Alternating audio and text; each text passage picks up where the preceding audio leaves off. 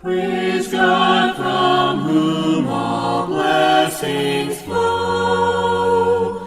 Praise Him, all creatures here below. Praise Him above the heavenly host. Praise Father, Son, and Holy Ghost.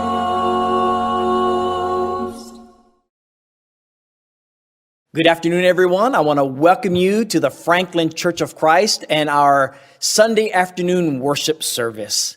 We sure are glad that you are with us and pray that the service will be a great edification for you today. If you need to get a hold of us or want to get a hold of us, you can reach us at facebook.com/Franklin Church of Christ TN or visit our website at franklinchurchofchrist.com and go to the contact page. We'd love to hear from you. Well, enjoy and have a blessed worship service today. Let's pray. Our Father in heaven, we thank you for this day that you have made for us. We thank you for each breath that you give to us, Father. We thank you for your Son Jesus and what he did for us on the cross so much. We thank you for your love and mercy for us as filthy beggars and sinners in your sight. And we thank you for your revealed word, the words of life, O God.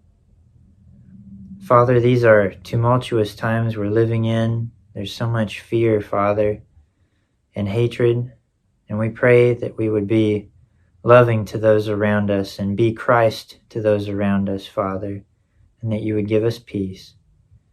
Please be with our leaders at all levels, Father, from our president all the way down to our local congregations. We pray that the decisions they make would be good in your sight, Father, and lend us towards peace. We thank you for our homes and our jobs. All the good things you give us are indeed from you, Father. And all these things we pray in Jesus' name. Amen.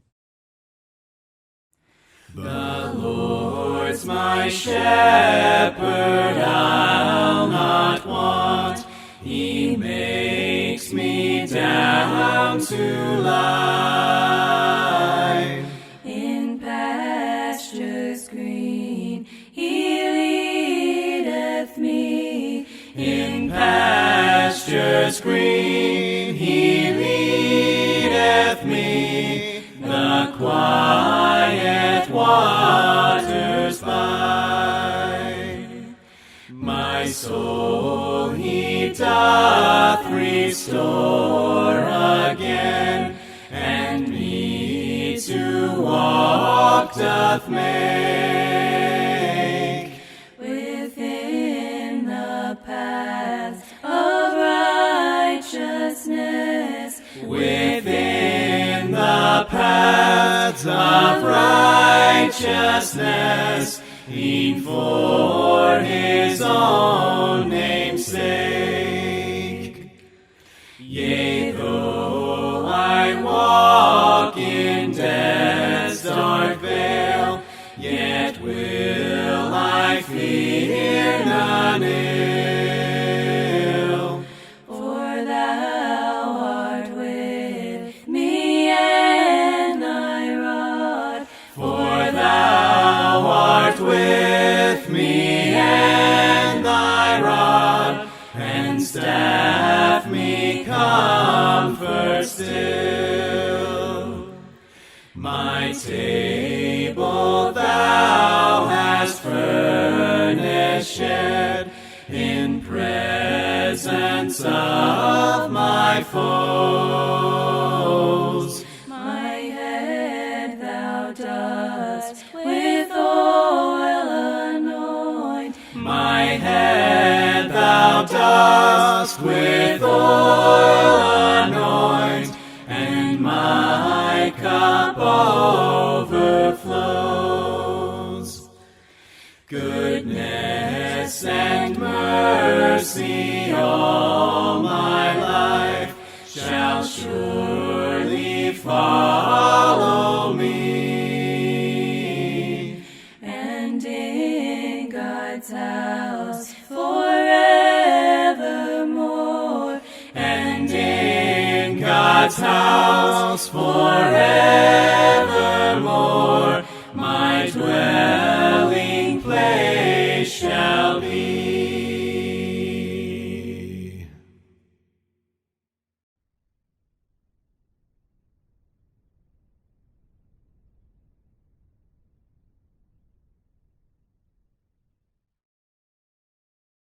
Good afternoon.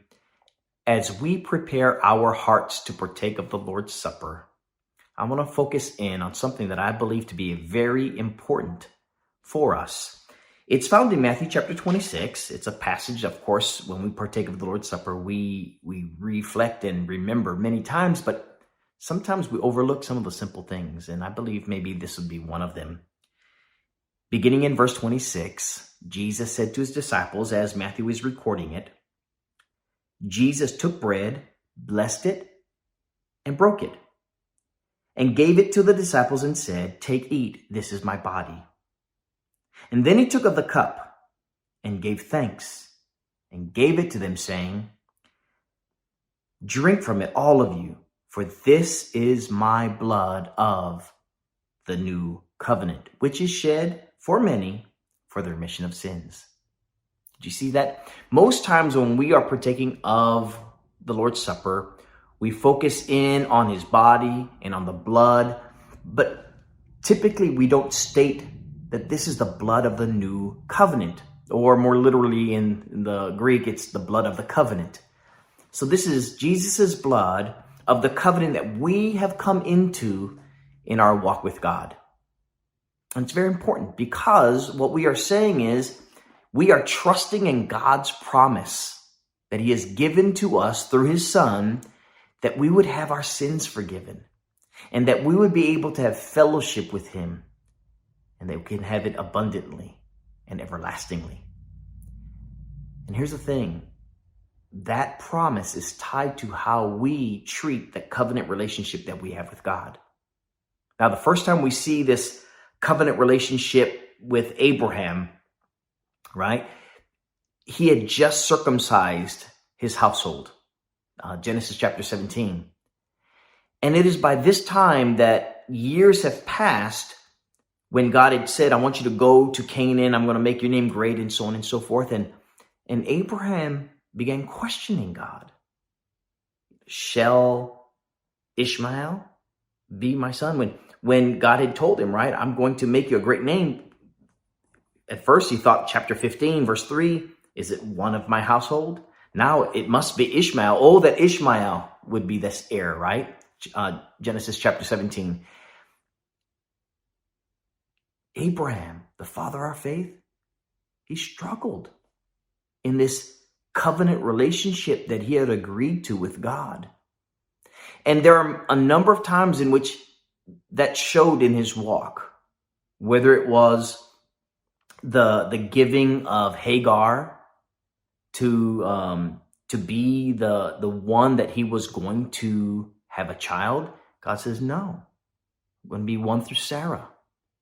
And there are other things that he was doing in his walk, and I'm not going to go into those details, but there's a number of things that he stumbled through while having this relationship with God. But once he got Isaac, once Isaac came in his old age, Abraham knew God is true to his word and his promises are true. And that is why when he was being tested in Genesis chapter 22 by God himself, we see that faithfulness in Abraham. And I pray that every one of us would have that kind of faithfulness, that when we partake of the Lord's Supper, we remember that God is true to his word and his promises, and that we need to trust in him as a result. Let us give thanks as we remember the Lord, his death, and all that is promised to us as covenant people. Let's pray. Father, I thank you for the bread that we are now being able to partake of, the body of our Savior, Jesus Christ. Bless us in his name. Amen.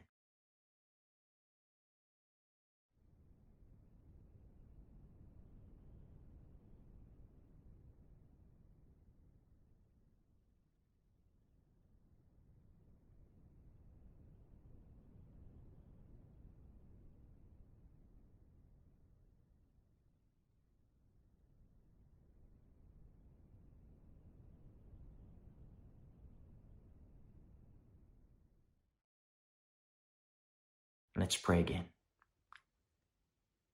Father, we are now partaking of the blood of the new covenant, the blood of our Savior. And I pray that we will be faithful in this covenant relationship that we have with you, always remembering that the blood of our Savior was shed for the remission of sins. So we thank you in his name. Amen.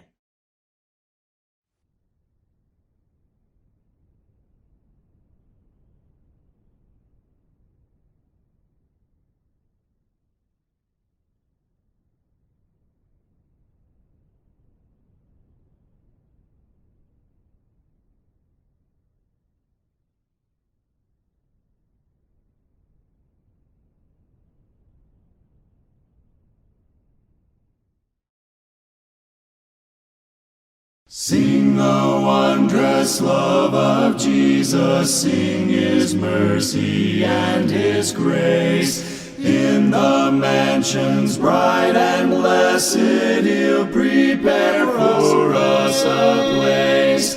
While we walk the pilgrim pathway, clouds will overspread the sky. But when traveling days are over, not a shadow sigh. When we all get to heaven, what a day of rejoicing that will be. When we all see Jesus, we'll sing and shout the victory. Let us then be true and faithful, trusting, serving every day. Just one glimpse of him in glory will the toils of life repay. Onward to the prize before us, soon his beauty will behold. Soon the pearly gates will open, we shall tread the streets of gold. When we all get to heaven, what a day of rejoicing that will be. When we all see Jesus, we'll sing and shout the victory.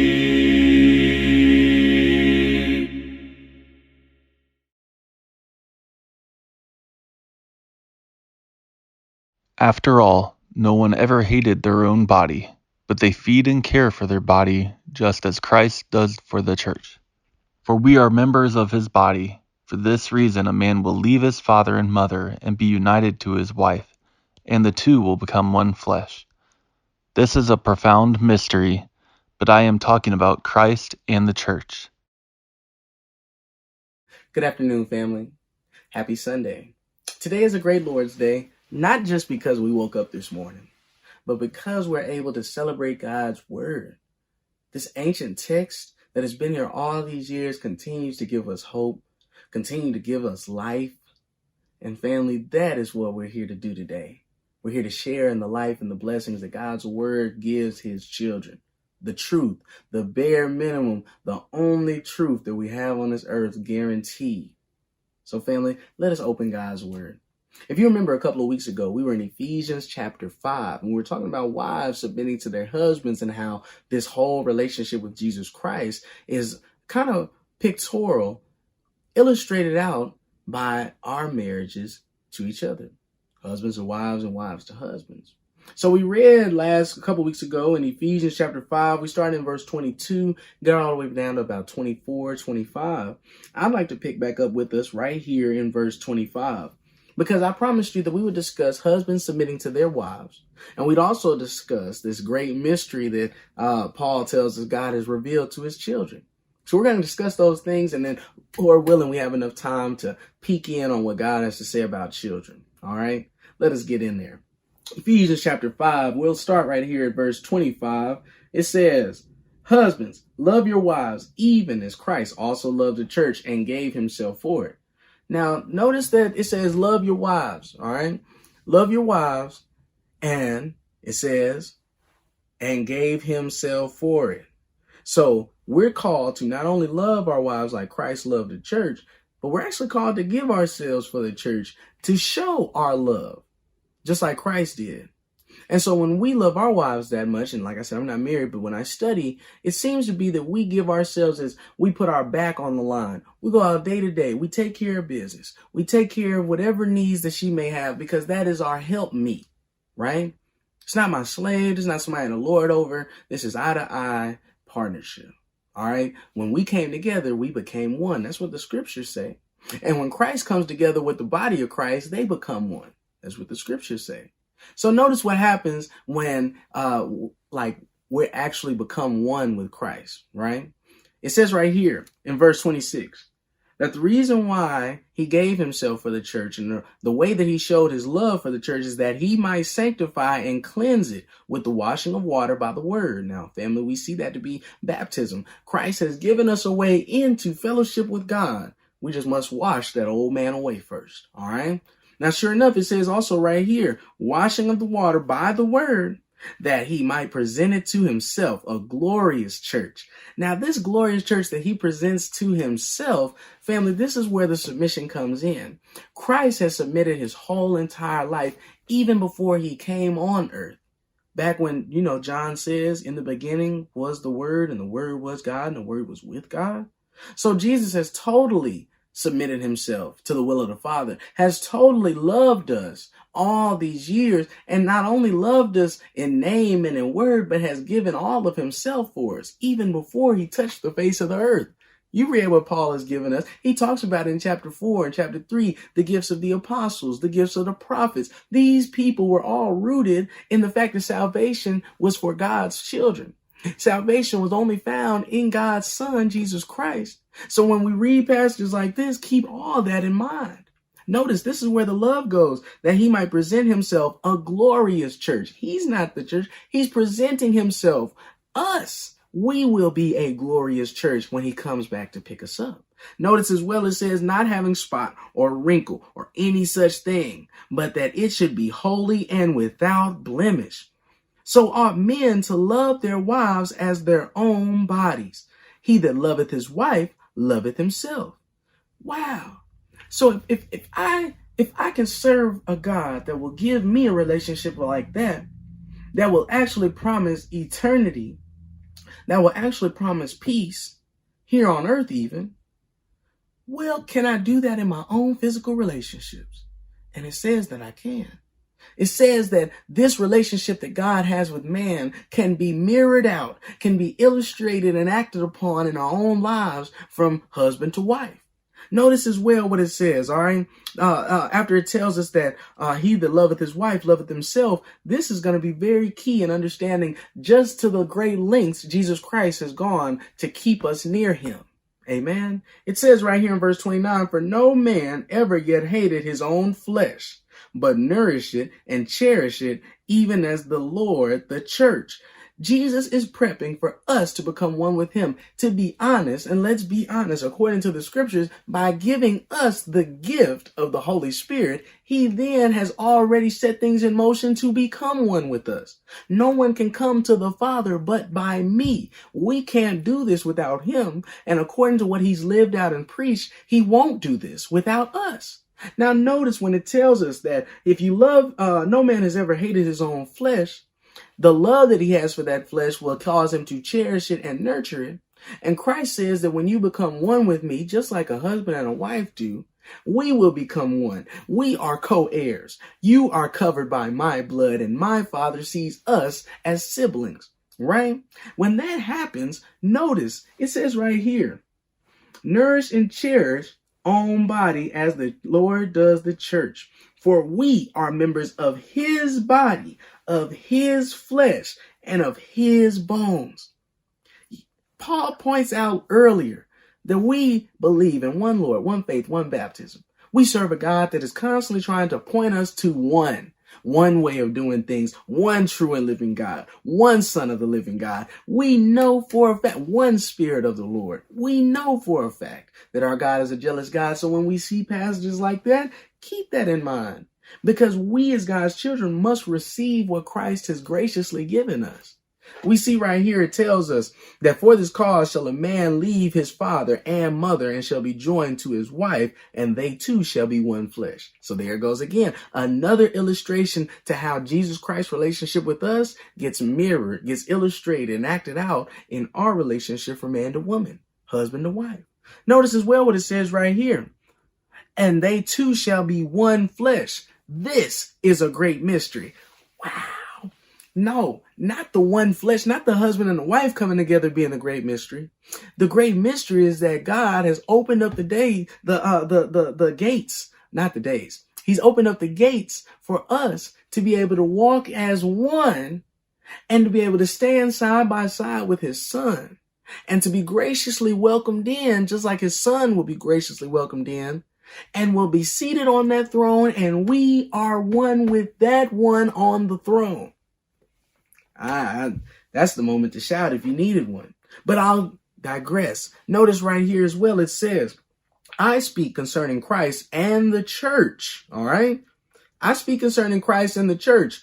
Even though we're talking about marriage, and this is where it comes, it says, nevertheless, let every one of you in particular, any one of you, Gentiles or potential former Jews, anyone who is now walking in the Lord, who is in earshot of this letter that I have written and that somebody's reading, this is the context that it was in. Sure enough, if you can hear this, then you need to know that you must love your wife. Men, come on now. We got to compare our love for our wives as Christ has his love for the church. That's what the word says. Not only that, it says love his wife even as himself, and it says the wife, see that she reverence her husband. Family, if Christ is going to love us like that, if he's going to be the right bridegroom for us, we must be the wife. We must be the right wife. We must be the right church for him. And by doing that, we must show and believe that reverence is due to Jesus Christ. All right? All right. Now, family, as we close, I want you to know something right here. If time will give it to us, and I believe that it will. When it says right here, children, obey your parents in the Lord, for this is right. Honor thy father and mother, which is the first commandment with promise, that it may be well with thee, and thou mayest live long on the earth. And ye fathers, provoke not your children to wrath, but bring them up in the nurture and admonition of the Lord. Family, quickly, I'd like to point out that this is just yet another illustration of the relationship between God and man. God's the Father. We as co-heirs with Christ are his children, sons and daughters. We as the church, the bride of Christ, we are children of the Father. And so when it says children, obey your parents, for this is right, Paul lets them know, obey your parents. I shouldn't have to tell you that. It's already understood to be the right thing to do. But if you need a little bit more ammo in your gun, pay attention to this. He says, honor thy father and mother, which is the first commandment with promise. All right. What's that? What's the promise? It says right here that it may be well with thee and thou mayest live long on the earth. Family, if we can practice obeying our parents here on earth, children especially, all right, then when we get to heaven, it's going to be very easy for us to fall in line and obey the Father. It's going to be very easy to play the role of the sibling because Satan, he just couldn't get it right up there. Notice as well, fathers, provoke not your children to wrath, but bring them up in the nurture and admonition of the Lord. Now you notice, we serve a God that is compassionate, that is kind. He has some angry streaks. We serve a God that still has a wrath to bring upon the world. So we know that if God doesn't plan on provoking us to wrath, to where we actually do something with our anger that's not something we should be getting into, sure enough, we must do the same thing for our children. All right. And notice it says right here, but bring them up in the nurture and admonition of the Lord. I understand, brothers and sisters, you want to teach and preach and raise your children the way you were taught and raised. But family, we must know what the word of God has to say about our homes. We must understand and receive properly what the word of God has to say about our families. And we must do our best to apply that. So when it tells us, all right, dads, fathers, bring them up in the nurture and admonition of the Lord, I don't see any need to provoke a child to wrath when we're doing it the way God calls for us to. And that's our time next week or next 2 weeks. All right, Mitch has a great lesson next week. We're going to be getting down in here to chapter 6. We're going to talk about the bond servants real quick, but ultimately we're going to talk about the full armor of God. And that is my, But until we meet again, family, trust and believe, all right? Trust in the promises of God and believe in his word, all right? And we can stick to that, then we'll make it. We'll be the best church for Christ upon his return. Until we meet again, family, just be blessed. Peace. I know not why God's wondrous grace to me he hath made known, nor why unworthy Christ in love redeemed me for his own.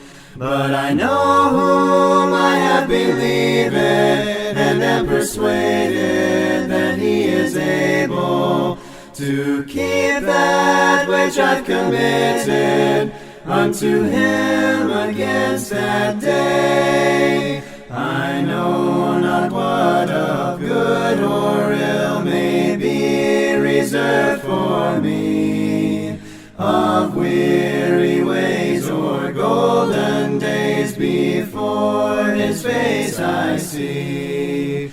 But I know whom I have believed and am persuaded that he is able to keep that which I've committed unto him against that day. I know not when my Lord may come at night or noonday fair, nor if I'll walk the vale with him or meet him in the air. But I know whom I have believed and am persuaded that he is able to keep that which I've committed unto him against that day.